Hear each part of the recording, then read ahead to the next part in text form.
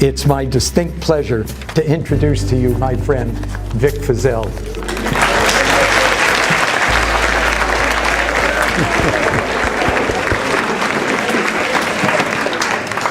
Thank you.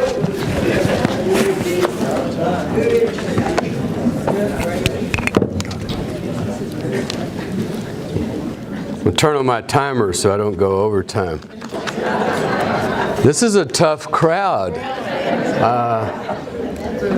Thank you for that wonderful introduction, Jules. I appreciate it very much.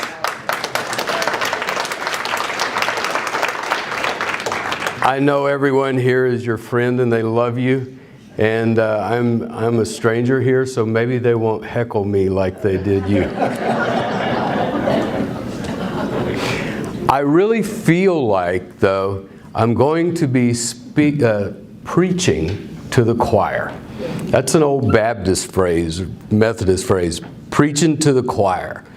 Because all of you people are probably already doing what my message is and what I'm going to ask you to do at the end of my story, and that is to do the right thing. Have the courage to do the right thing, even when it's not easy. Thank you, Jules and Gila, for showing me and Jonathan around yesterday and today. You have a most beautiful community here. We both love it. We got to go to the beach today and look at the beach, and it was wonderful. But I tell you, I'm sitting down here, and I'm just looking at your posters even. Justice for our planet, thinking globally, acting locally. And then I look over here. War is not the answer. Well, those are some of the things I want to be talking with you about. And so I hope you will indulge me while I preach to the choir. My name is Vic Feazell, and I believe that no matter what religion you are, what race you are, where you come from, whatever, I believe that we all are spirit. And that spirit underpins our entire universe.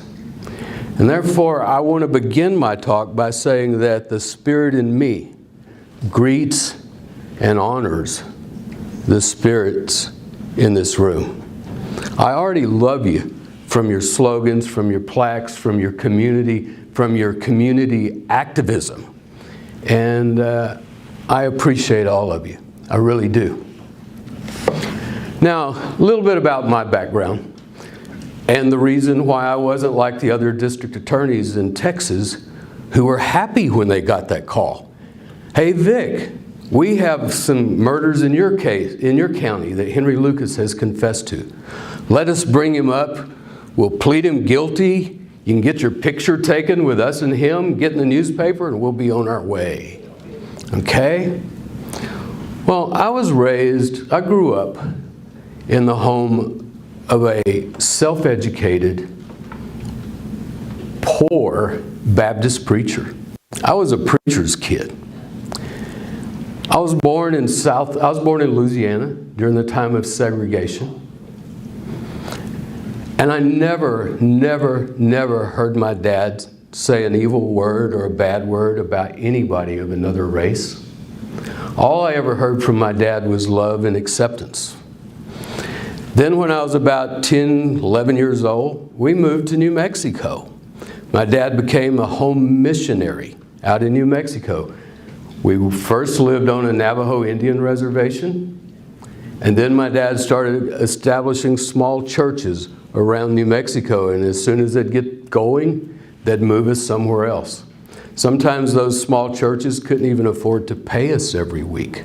We did the best we could to get by. We moved to Leander, Texas by the time I was a sophomore.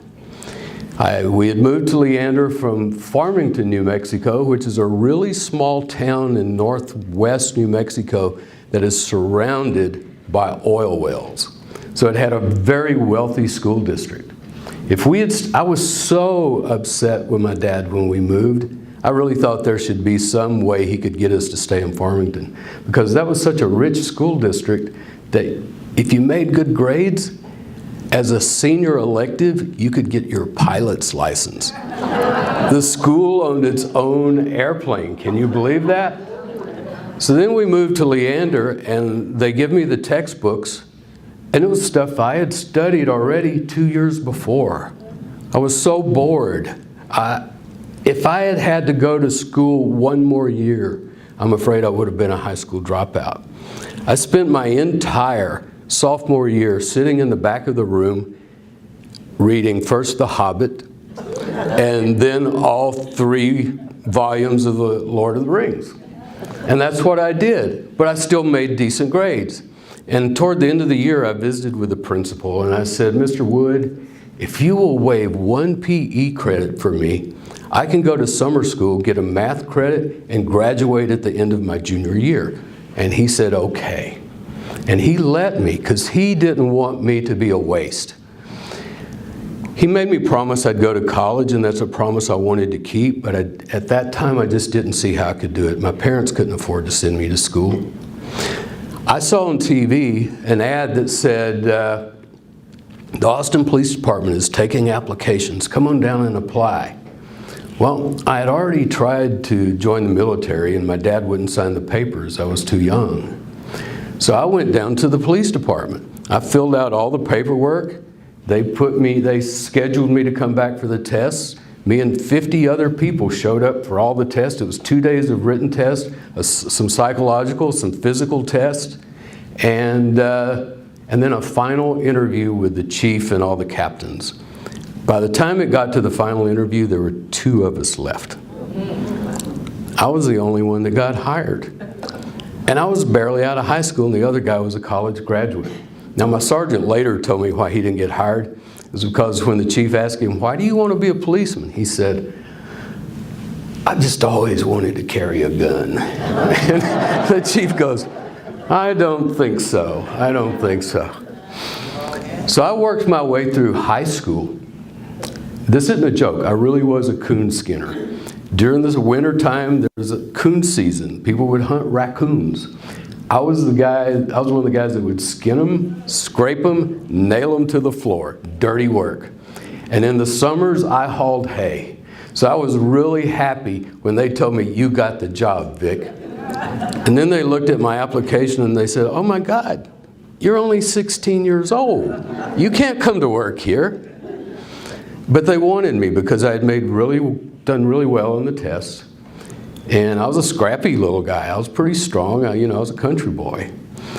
And they checked with the city attorney's office and they said, we can get him on insurance on his 17th birthday. So I only had to wait just another week and a half, and I started with the Austin Police Department. I love Austin. I claim Austin as my hometown. Rick Perry once, you might have heard of him. He works for Mr. Trump. He was our governor for way too long. But he described Austin as a blueberry in a bowl of tomato soup. And that's my Austin, and I love Austin. The Austin of Willie Nelson. And Willie Nelson is the reason that Jules and I met. Jules was Willie Nelson's merchandising lawyer. And I had been invited in 1987 personally by Willie Nelson to come and have lunch in his bus, and he introduced me from the stage as the only man in Texas that hated the government as much as he did. That was because that was July the 4th. In late June 20-something, that was the day I was found not guilty. I had been indicted, and I'm going to tell you about that in just a minute, but I had been indicted, and I was looking at 80 years in prison. If I had been found guilty, there would have been men that I sent to prison for murder when I was DA that would have gotten out before me, because these were 80 federal years. And that's why you paying attention to what's going on in your government is so important. because there really are very powerful people in our government who are not accountable to anyone. Not even to the president, regardless of who the president is. I'm talking about people in the FBI and the CIA who have unlimited budgets, and they do clandestine work, and they report and are accountable to no one. All right, I went to law school after a while. I went to Mary Hardin Baylor College in Belton. I had promised Mr. Wood I would get into college, so I worked for a year at the police department. I saved my money, and a sergeant at the police department said, "Vic, you're a smart boy. If you keep your nose clean, you'll be the youngest chief of police Austin ever had. But who in their right mind wants to be chief of police? Get your butt in college." So I was thinking about that. And then one night on the night shift, and I always worked with Sergeant Jordan, but he wasn't there that night. They had assigned me to him because he was a big guy, he was a scary guy. He could walk through the room and some of the secretaries would start crying. He was that scary. The first thing he said to me was, and I had buzzed my hair to go in and take the test, because when I graduated from high school, I had hair down to here. And so I went and sat in a barber chair, and I said, "I'm going to make your day." He said, "What?" And I said, "Yeah, buzz it." And they buzzed it. I went down and took my test. Sergeant Jordan looked at me and said, "Boy, you need a haircut." And so I just had it buzzed. So I started laughing at Sergeant Jordan. And from that day forward, we were friends. And we were friends until the day he died. And I still give him credit for getting me in college. But there was one other policeman I give credit to for getting me in college, but I won't mention his name. He was a captain who was running the floor the night that Sergeant Jordan wasn't there. And they brought in a man who was obviously on LSD or something. The police had brought him in. There was a charge back then called SPO lunacy, suspicion of lunacy. And they had brought this guy in, and he thought he was a rooster. And he was jumping up and down on one foot and crowing like a rooster, and these two other policemen had him by the arms, and this captain with his little, we always thought he was a nerd. He had kind of a belly and little round glasses and usually sat at his desk, and he walked out there into the sally port, saw that guy jumping up and down like a rooster, and jumped on him, slammed him down, started beating his head into the concrete, slammed him with his fist a bunch of times. Then he looked at me, because I had been called out to help bring the guy in. And he looked at the policemen that were holding him, and he said, "You didn't see anything." Well, that bothered me. That bothered me. That's when I decided to leave the police department. That's when I learned what violating the law enforcement brotherhood meant. It means even if law enforcement is doing something wrong, you're not allowed to say anything about it. You're not allowed to turn them in, not to their supervisors, not to the DA, not to anybody. It's called crossing the thin blue line, and you just don't do that. So I quit, and I said, "Dad, I don't know what to do now." And he said, "Well, I was just up for a preacher's meeting at Mary Hardin Baylor," and back then Mary Hardin Baylor was an all-girls school, but they kept 12 guys in a little house on the side of the campus, and we were called campus boys. And this was the middle of the year. This was February. So talk about seeing God's hand in things, God by whatever name you want to call him. I like to just refer to God as the One. One. I just love that, because God is unity. God is everything. And my friend MC Yogi up in Point Reyes, California, helped me understand my fascination with the word one, O-N-E, because he put a period after it. Only now exists. Only now exists. And if you go back to many of our original teachers, no matter what religion you are, that's what many of them taught, is that only now exists, and that there's one. There's one. So anyway, it was the middle of the year. Wasn't any way I could get in. But unfortunately, one of the campus boys had died over the Christmas holidays. And they were looking for someone to take his place. And my dad says, hop in the car Monday, we're driving up to see the registrar. The registrar looked at my transcript and she said, "Yeah, we'll let you in." It's going to cost you, and I don't remember, it was less than $100 to register back then for me because the college picked up the rest of it. So I went to Mary Hardin Baylor, all-girls school. My junior year, they went co-ed. So I got to graduate. I was the first group of men to graduate from Mary Hardin Baylor. And then I went to Baylor Law School. All this time I've been working my way through. They said, if you're going to go to Baylor Law School, apply at least a year in advance. So I did, thinking it would take a year for them to bring me in, but they didn't. They accepted me right away. And I thought, oh my God, I better go. So I went, and I could go 2 semesters, and then I had to drop out for financial reasons. So I took my social work and psychology degree from Mary Hardin Baylor, and I got a job with MHMR as a bottom line social worker. Performed there. Before I knew it, I was director of the drug abuse treatment program. Out of 19 programs in the state, it was ranked last. But I was so fortunate. There was a lot of federal money back then. This was in the 70s. A lot of federal money. They sent me off for great training, business training, how to manage people, all of that. Things that I didn't realize was getting me ready later for the district attorney's office. Within a year, we were the #1 program in the state, and we remained #1 the entire time I was director. And I was able to save half my salary every month so that eventually I was able to go back and finish law school. So praise the Lord for that. Praise the one for that. Well, back then you could take the bar before you graduated if you had enough hours. So I took the bar before I graduated. And the day I walked the stage, I got my bar scores in the mail. They didn't have the internet back then. So I had to wait for the mail. And there it was, I had passed, and it was on a Saturday. And so Monday morning, I was down at the district court in Waco, which is where Baylor University is, and I stayed in Waco then because after going through law school and doing all that work. So I asked the judge to appoint me on a case. And he said, I don't know, you just got out of law school. I said, yeah, but I went to Baylor. I can try a case. My dad's a Baptist preacher. I know how to do 3 points in a poem. Give me a case. And he did. It was a companion case, a felony and a misdemeanor. We tried the misdemeanor first, a DWI, and I won it with a jury. He was so impressed, he paid me enough money, it made my first month's overhead. I kept winning cases. I loved trying lawsuits. I loved defending criminals, those of society who have fallen short of perfection. And I was trying to defend those who thought they were already perfect, from those who thought they were already perfect. So defending the unperfect from those who think they're perfect. That should be all of our jobs. It should.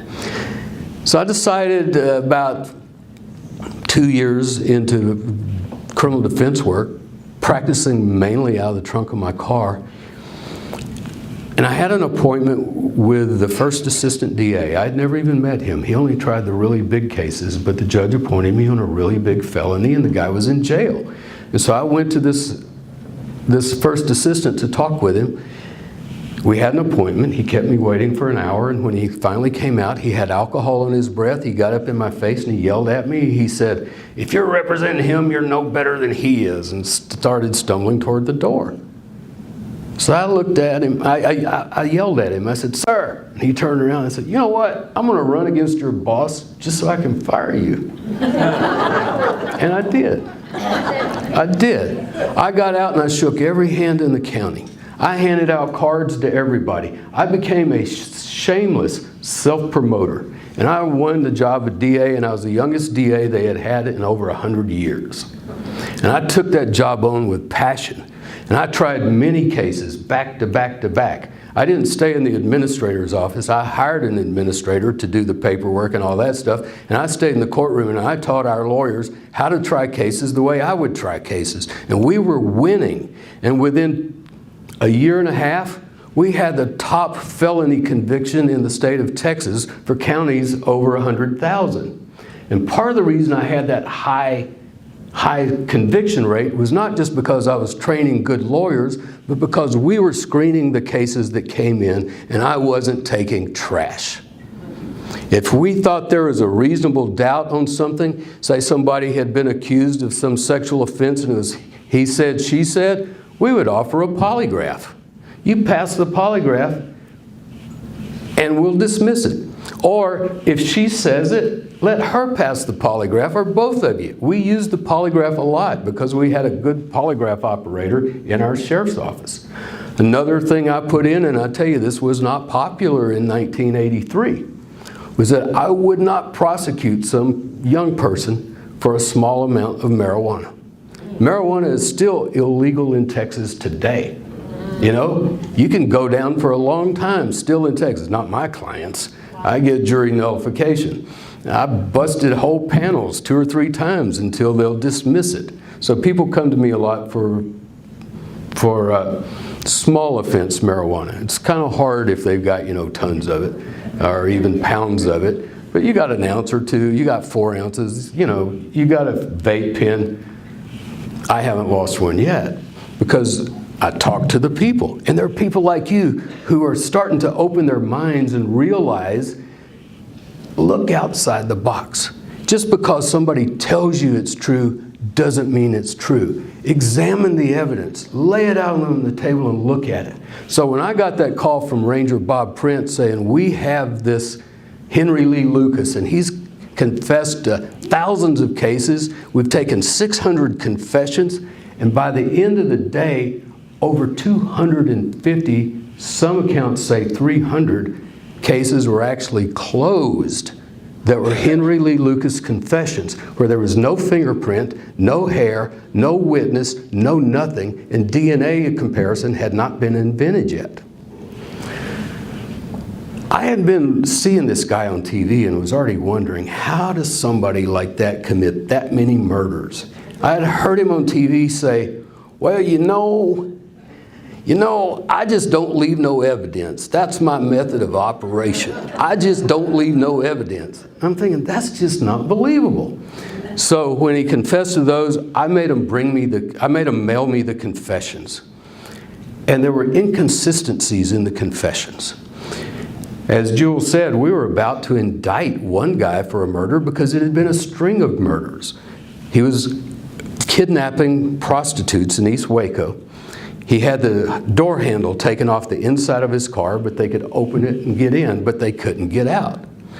And he would take them out in the woods, rape them, stab them with a knife, and then leave them there. One night he got greedy. He kidnapped 2 girls at the same time. He left one tied up in the back seat with something over her eyes, and that came loose so that she could see out. And she started wiggling with the necktie that he had tied her up with and got it loose. Just about the time she sees him coming out of the woods, and as she testified from the stand, he was hunching the air like a dog while he licked the blood off the knife.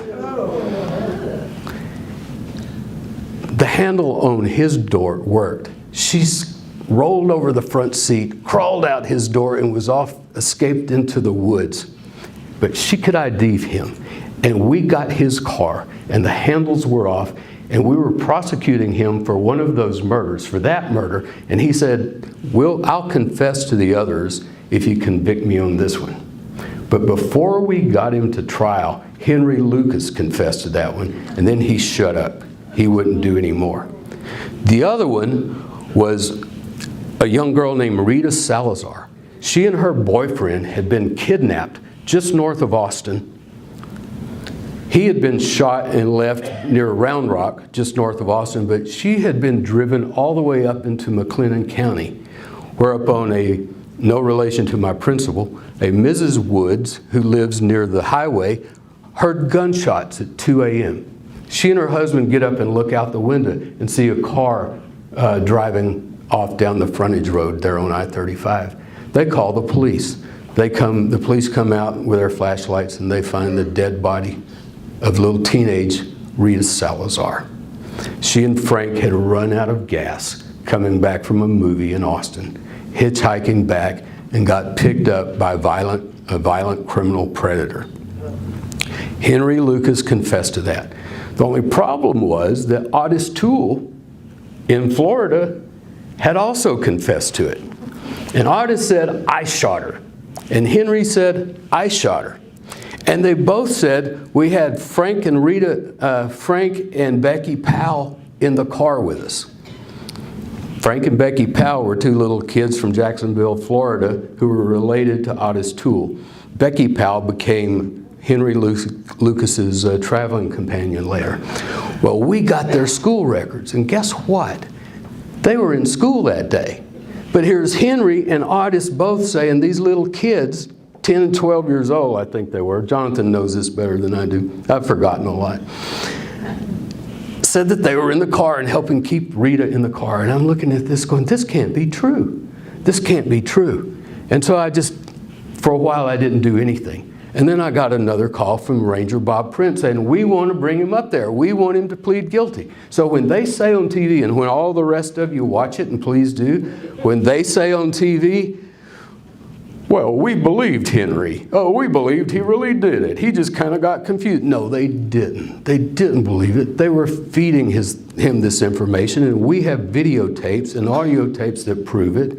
Netflix has audio tapes and videotapes that prove it. They were feeding them this information. Now, some people say, well, maybe, now on Netflix, there's this lady named Nan Kuba. She's an apologist for the Texas Rangers. She says, I really think they believed Henry. No, they didn't.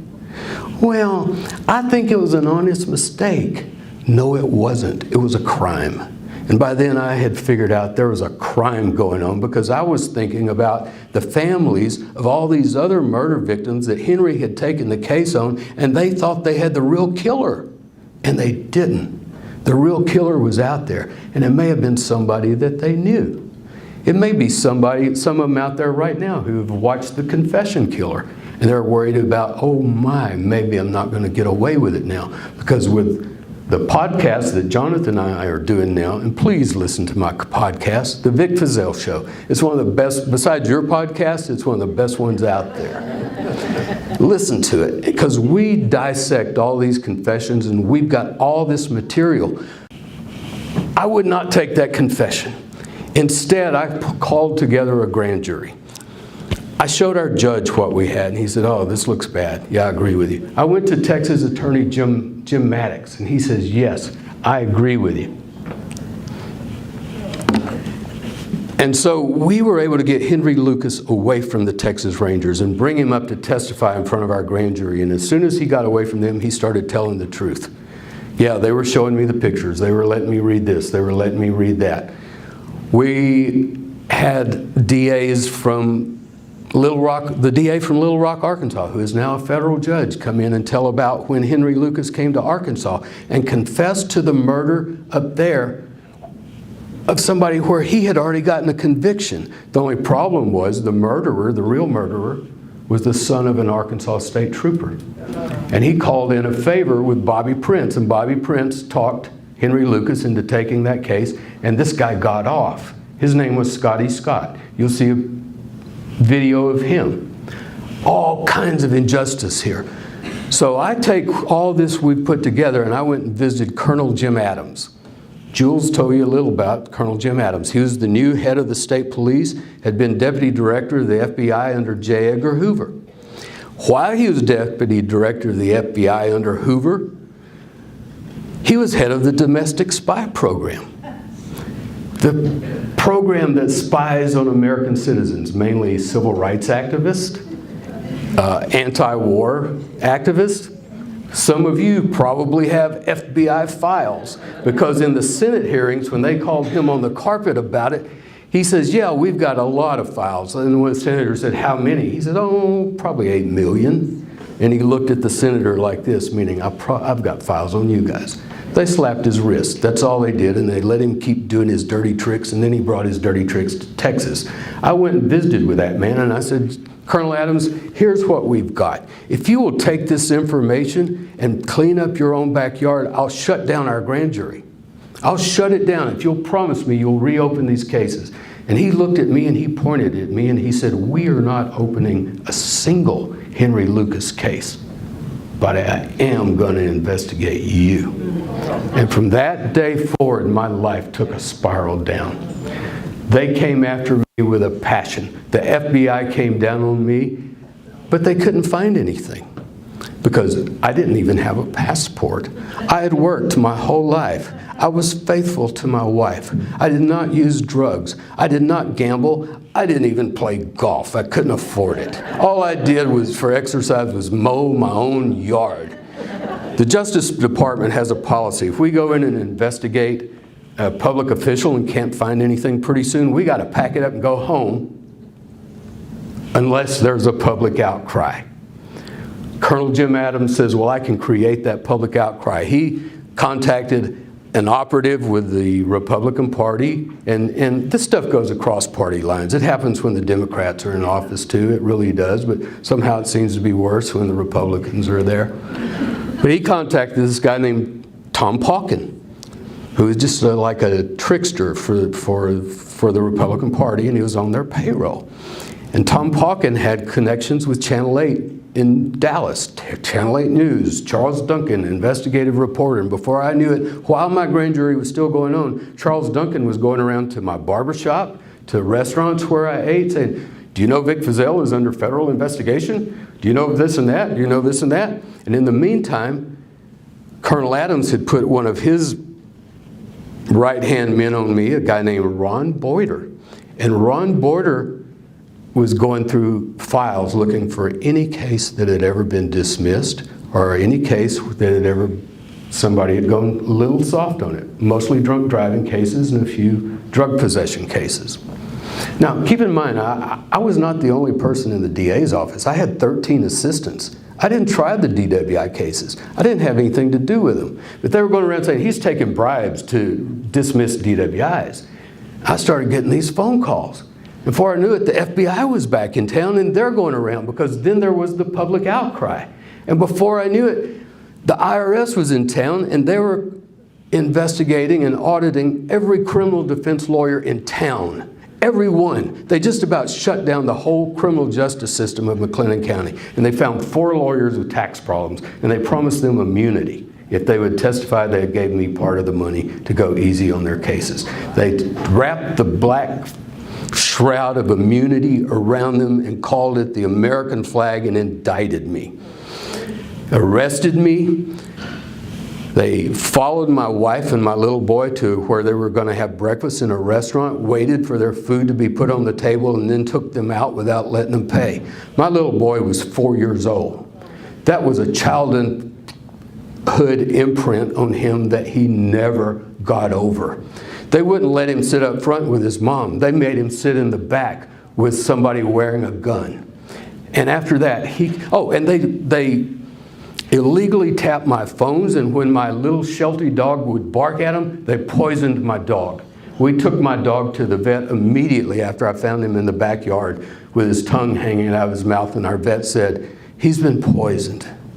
This is the same vet who had given my son a little syringe that he had used to give Spanky a shot with. And my son took that, no needle on it, just the plastic, put it in his toy doctor kit and says, I'm going to be a veterinarian someday. Well, when the FBI stormed into my house, 14 of them, searching my home while another 14 arrested me at the courthouse and searched my office at the courthouse, my little boy was sitting on that couch when my wife said, can we turn on the TV? And they turn on the TV, and my little boy sees Daddy being led away with handcuffs. We thought we had kept this away from him, but only a month before, he had said to me, I was driving him to school, and his lips all down. I said, what's wrong, buddy? He says, I don't want you to go to jail, Daddy. It was sad. It affected my wife. She had PTSD after this. It affected me. It affected our little boy, but I had to keep fighting. My back was against the wall. I had no choice. And when they arrested me, they made the mistake of cuffing me in the front. And some of you might see on the table out there the handcuffs breaking and the thumbs up, because as I walked past the cameras, instead of the usual perp walk, you know, like that, no, I did this. And I said, you know what's going on here, and I'll still be proven right.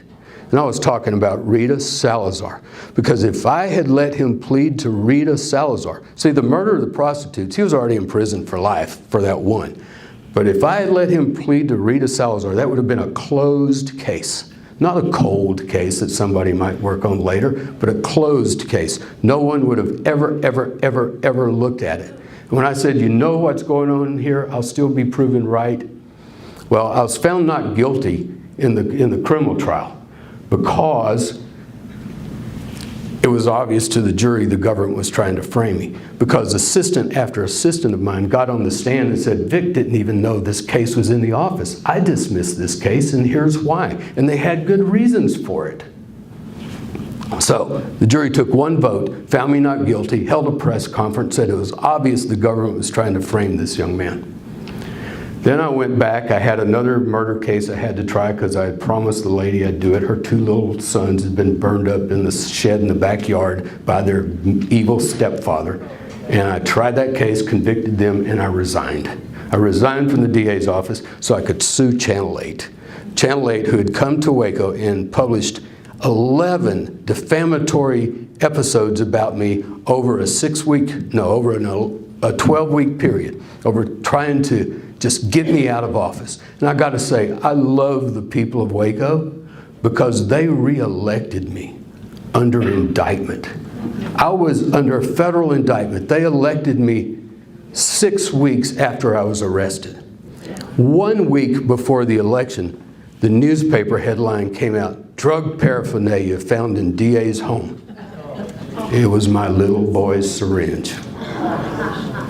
My wife remembers Greg Rampton, FBI agent Rampton, coming out of his room going, drug paraphernalia, tag this, drug paraphernalia. They even tagged my wife's snail bait because she grew flowers and we had trouble with snails. They tagged that and claimed it might be cocaine. They went through her underwear drawer. They unwrapped everything in our freezer. It was so much intimidation, it was unreal. But it was the second prong of their tactic. Disinformation, Charles Duncan and Channel 8. Intimidation, what they were doing to us there, and then isolation. They started bringing our friends to grand juries, and anyone we associated with got visited by the FBI, so no one wanted anything to do with us. So I was finally found not guilty. Then I sued Channel 8. Thank God for my lawyer, Gary Richardson. He had been a U.S. attorney in eastern Oklahoma and had prosecuted 50 office holders. See what I'm doing here? He had prosecuted 50 office holders, and he said, I have never seen one arrested. We would always call their lawyer, call them and tell them to come and turn themselves in. This is obviously retaliation. They're trying to get even with him over Lucas. So then he and I did the Below case. We sued Channel 8. We proved that every single solitary sentence they said was an absolute lie. And not only was it a lie, that it was done with malice, because I had to prove malice. Sullivan, New York Times versus Sullivan. I had to prove malice. I was a public official. And we proved malice, and we got the largest liable verdict in the history of the United States. Yeah.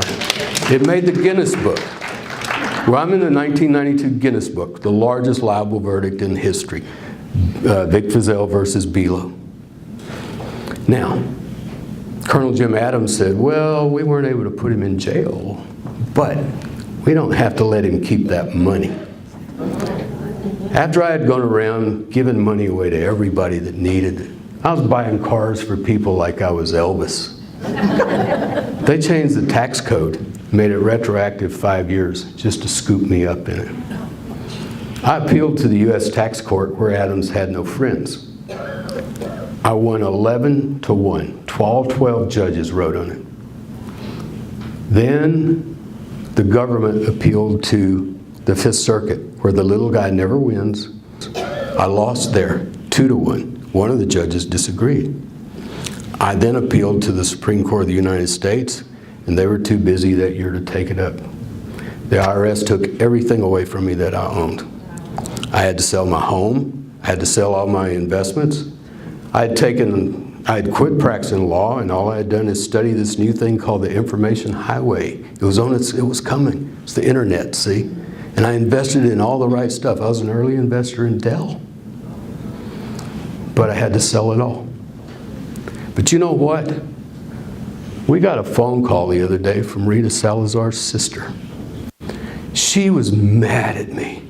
She was not on the phone call, but back when I wouldn't let Henry plead guilty, she was so mad, so mad. But we've got a phone call the other day from her, and she was apologizing. And she was saying, "I'm so happy you did what you did, Vic, otherwise they'd have never caught who murdered my sister." 30 years later, her DNA matched somebody in CODIS. And they went and visited him. And they talked to him a little while, and he confessed not only to killing Rita, but to killing Frank. And he had all the details right. It was never shown any pictures. It was never shown any police reports. And he's in prison now for the murder of Rita Salazar. When I said, "You know what's going on here, and I'll still be proven right." Now, Martin Luther King has a phrase that I just love. He said, "The arc of the moral universe is long, but it bends towards justice." Jonathan knows that quote. It's long, but it bends towards justice. Be part of the group that helps that arc bend towards justice. Stand up and do what's right. Do what Gandhi said to do. Be the change. Be the change that you want to see in the world. Just like Gandhi. Yeah. I'm Vic Feazell, and the Spirit in me greets and honors the Spirit in you.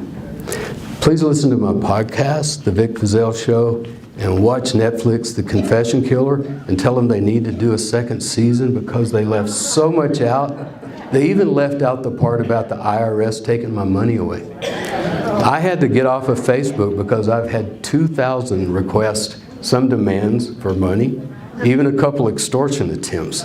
So spread the word. Vic goes to work every day.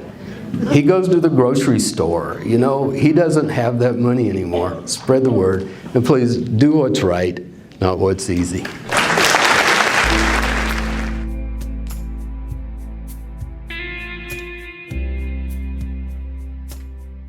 Hi, I'm Vic Feazell. During these trying times, you might want to just stay home. And at the law offices of Vic Feazell, we understand. That's why we're set up to handle your personal injury claim without you even having to come in. Just give us a call, and we'll take it from there. We can send any paperwork straight to your smartphone or computer. Don't delay, because if we don't put money in your pocket, you don't owe us anything. I'm Vic Feazell.